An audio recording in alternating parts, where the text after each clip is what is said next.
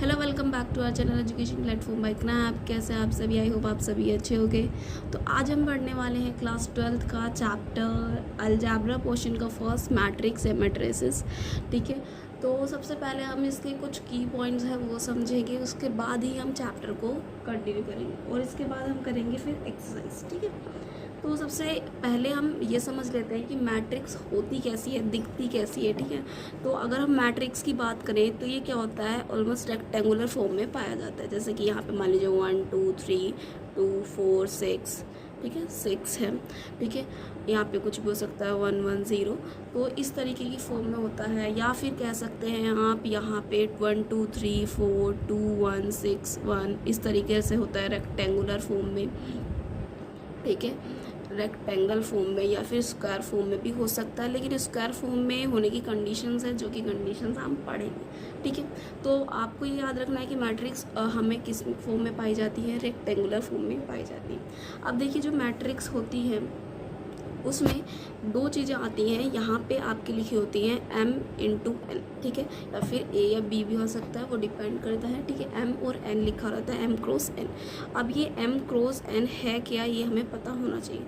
अगर हम मैट्रिक्स की बात करें तो जो हमारी ये ऊपर से देख रहे हैं आप, इन्हें हम क्या कहते हैं, कॉलम कहते हैं। क्या कहते हैं? कॉलम कहते हैं। ठीक है, और आप इधर से अगर देखते हैं तो इन्हें हम क्या कहते हैं, रो कहते हैं। क्या कहते हैं? रो कहते हैं। ठीक है, तो कॉलम और रो का डिफरेंस आपको पता होना चाहिए कि इस मैट्रिक्स को हम किस तरीके से देखेंगे। अगर हम इस मैट्रिक्स की बात करें तो ये हमारी क्या हो जाएंगी, रोज़ हो जाएंगी। ठीक है, ये सारी हमारी रोज़ हैं। ठीक है, अगर हम सारी की बात करें तो ये क्या है, हमारी रोज़ है। और हम इन तीनों की बात करें, ये तीनों, ये क्या है, हमारी कॉलम में। क्या है? कॉलम में। ठीक है, अब बात करते हैं m क्रॉस n क्या है। अगर मैं इस मैट्रिक्स की बात करूं तो देखिए यहाँ पे कितनी रोज है टोटल, देखना, रोज इनटू कॉलम। याद रहे m इंटू n क्या है, m है हमारा रोज और n है हमारा क्या, कॉलम।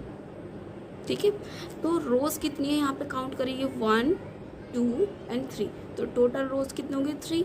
क्रॉस लगाना है, देन एन कितना है, देखो 1 2 एंड 3। ठीक है, कॉलम है तो ये क्या हो जाएगा, 3।